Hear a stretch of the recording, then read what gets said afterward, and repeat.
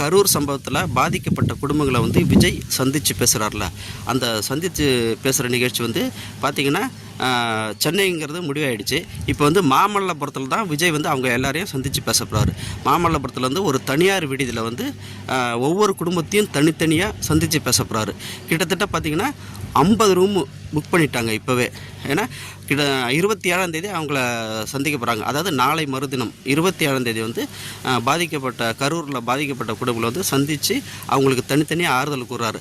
அதோட இன்னொரு தகவல் என்னன்னு கேட்டிங்கன்னா, கிட்டத்தட்ட ஒவ்வொரு குடும்பத்துக்கிட்டையும் தனித்தனியாக ரூமில் ஒரு 1/4 மணி நேரம் இல்லை 1/2 மணி நேரம், அதாவது 1/4 மணி நேரத்துலேருந்து 1/2 மணி நேரம் வரைக்கும் அவங்ககிட்ட மனம் விட்டு தன்னோட ஆறுதலையும் அனுதாபத்தையும் தெரிவித்து அவங்களுடைய துக்கத்தில் பங்கெடுத்துக்க போகிறதா ஒரு முக்கிய தகவல் வந்திருக்கு.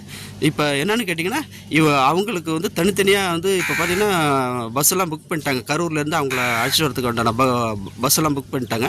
இப்போ வந்து நாளைக்கே அவங்க வந்துடுறாங்க. அதாவது ஞாயிற்றுக்கிழமையே வந்து அங்கே தங்கிட்டு 27ஆம் அதாவது நாளை மறுதினம் வந்து 27ஆம் அங்கே தனித்தனியாக சந்தித்து பேசுகிறாங்க. மாமல்லபுரத்தில் தான் இப்போ ரூம்லாம் புக் பண்ணியிருக்காங்க ஒரு தனியார் விடுதியில். இப்போ என்னென்னு கேட்டிங்கன்னா, அவர் வந்து மனசில் இவ்வளவு நாளாக 1 மாதமாக எவ்வளோ அழுகை அழுதுருப்பார்.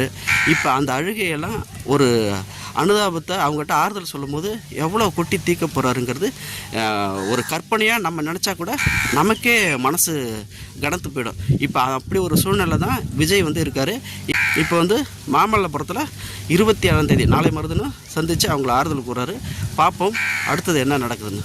நன்றி.